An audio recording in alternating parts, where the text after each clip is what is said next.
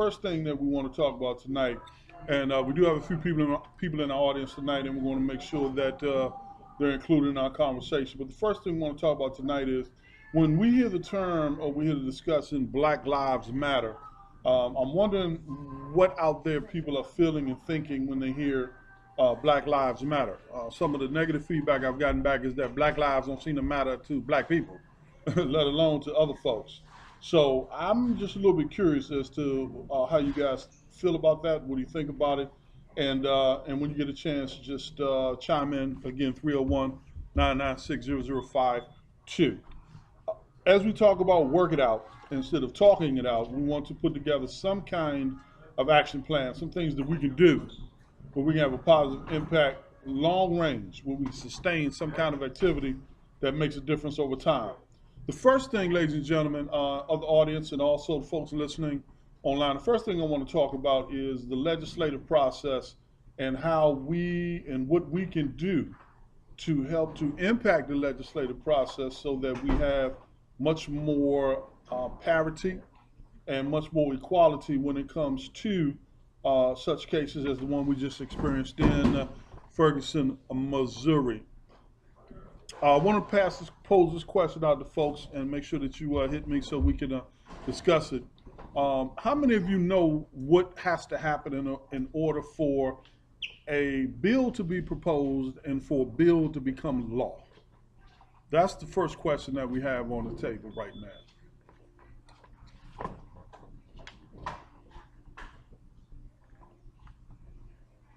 Call in or text me, 301-996-0052. I'm going to ask some of the folks in the audience here. Quick question. That's the first question that we have on the table right now. Mr. D, do you have any idea of what needs to happen in order for a bill to be proposed and for a bill to become law? Do you know anything about that process? Not at all, sir. Okay. Folks who are here with us, know anything about the legislative process to introduce a bill and then to help a bill to become law? Anything? Do you know anything about that process? And if you do, please share it with us. Well, I know a little bit of the process that they shared with us in high school. All right, let's talk. Oh, I remember those nursery rhymes, right? Was it Sesame Street nursery rhymes? No, that was You know what I'm talking about, though, right? Yeah, that's the bill. Yeah. Capitol Hill. Okay. I'm just a bill on Capitol. Right, you remember that, right? I have a songstress in the house tonight, so she might have to sing that. And we're going to have to find that on YouTube and see what's happening. All right, so now, I recall that. And it seemed like it was something that all of us could engage in that process because it seemed like ordinary human beings, ordinary citizens of the United States of America, could get involved with that. So look, I'm going to go online, folks, and I'm going to tell you what I found out thus far about this process and how it may positively impact some things moving forward. The first thing is this. It appears as if there's a contingency of folks, out there who have like minds, like viewpoints, and they want to create legislation that sustains their viewpoints, sustains that ideology, and make it part of the legal system in the form of a law that it's as simple as initially getting started and putting pen to paper and doing drafts. And let's say we talk about, I'm going to put some stuff out there specifically for you, and you don't know this yet, but you're going to love this discussion because I know some of you folks and you've been around our show in the past, and this is going to be an ideal thing for you to add some feedback on, and some of the folks online as well, 301-996-0052. So now what happens is I and all of you beautiful people in here and all you folks listening online can put together just like an outline of a term paper. And this is what we propose to our legislators to become law to help us advance as citizens in this society. So if I outline item Roman numeral 1 and go down the list and then put my subtopics and subheadings under that. Just like I learned, or my son is learning right now in the 4th grade, of how to outline a term paper. If we did that, we could actually take that to one of our local legislators and ask them to help us to vet this thing so that it can be introduced to the legislator as a bill to become law. Now, let's start with the first item on my end, and then you all give me some feedback. Derek, make sure you give me some feedback too. The first thing is, I have a concern that law enforcement officers appear to be defended by the legal system that's in place now, whether it's procedure or whether it's law, that they can use deadly force against individuals who are unarmed and who are not in the midst of committing a crime at that time. Have you all seen the same thing over time that I've seen over time? Yes, sir. Yes. Now, I ask you, my brother sitting here, if when you encounter a police officer and you handle yourself like you normally do as a young man in society, and something goes wrong in the communication with the police officer, whatever that, whether it's nonverbal or verbal communication, something goes wrong. Police officer feels threatened by you or fears for his life, so to speak, because that seems to be the catch-all. I fear for my life.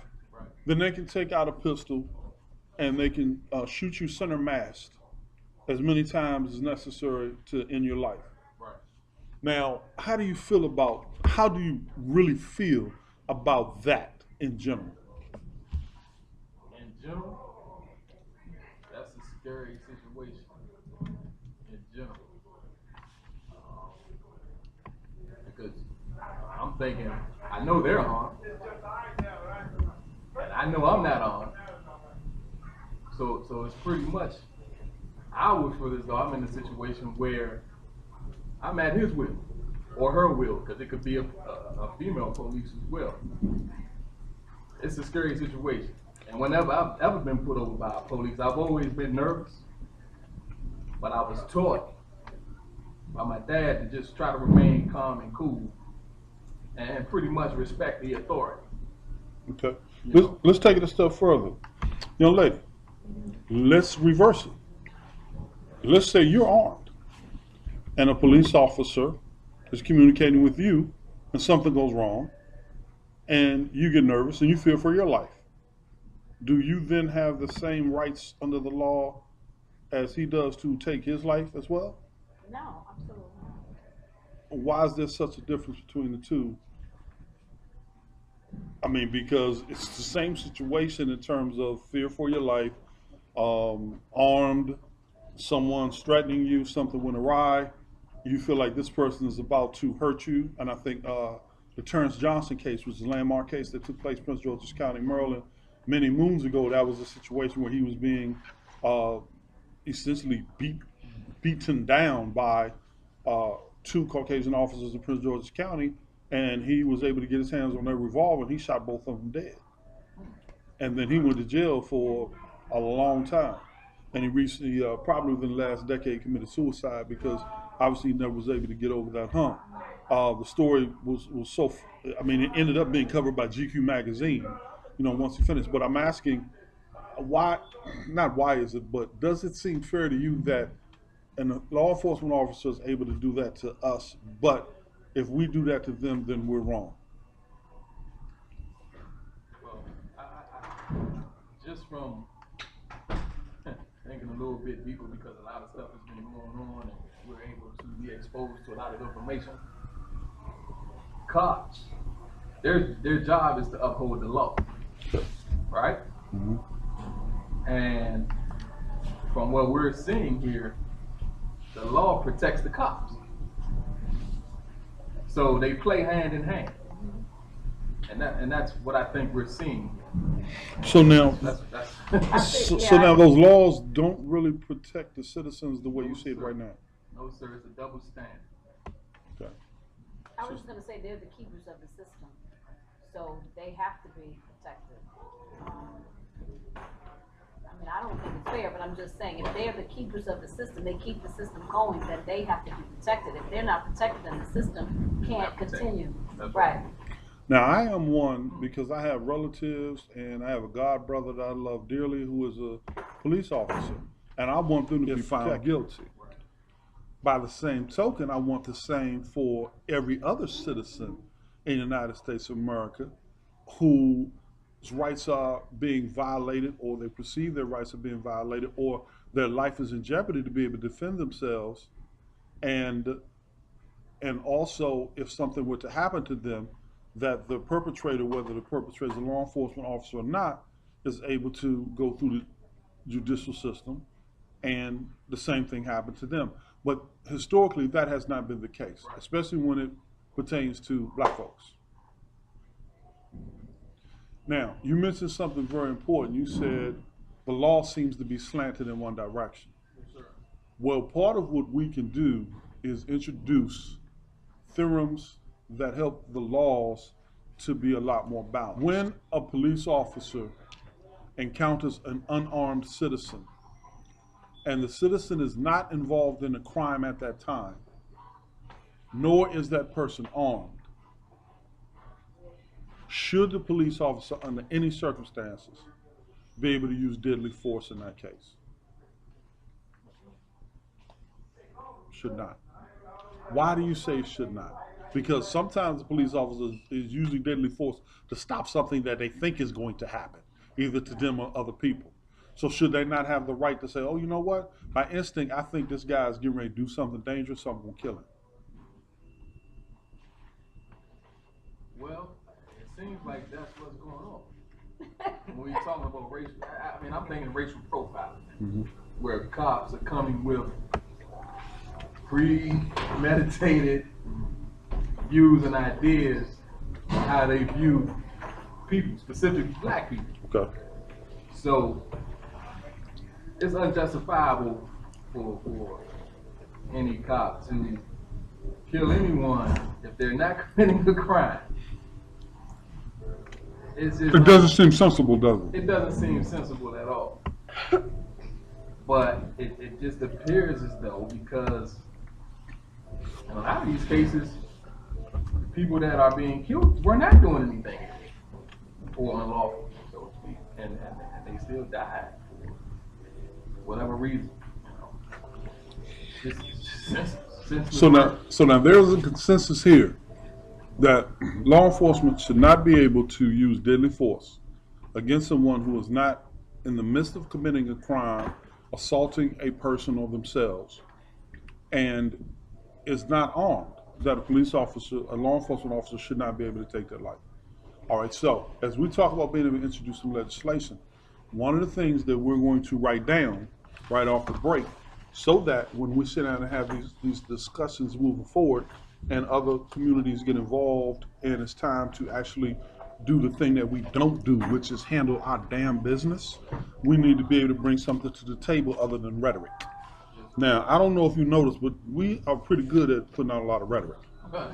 And I love my civil rights movement brothers and sisters, but historically, we put out that much more rhetoric with them. So I'm going to ask this young man to make a note for me, if he would, on that first piece of paper that's blank. 1, no deadly force against unarmed